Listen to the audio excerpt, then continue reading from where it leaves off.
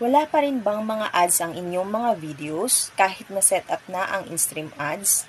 Baka ang ginagawa mo is puro ka lang live at puro ka lang reels, wala kang na-upload ng mga videos na on-demand video or long-form videos. So, ganito po ang pag-upload ng long-form videos, guys. Sundan niyo po ito.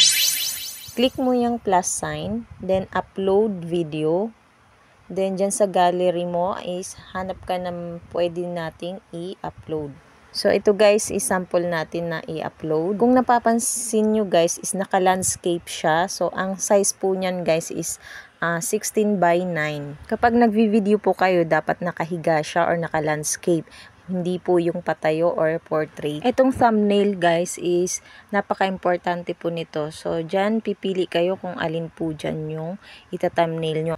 Or pwede kayong gumawa ng separate na thumbnail. So, click nyo lang po yung add. Meron po akong tutorial niyan kung paano gumawa ng thumbnail. Then, lagyan mo lang ng title, then description. Bago mo i-publish, make sure na nakapublic siya. Then, click mo yung publish. After mo mag-upload, ito ang susunod mong gagawin. Punta ka sa dashboard mo. Yung see more insights. Recent content, see all. Then, videos. Open mo lang yung video mo, then click settings. Ang ads dapat naka-enable po yan.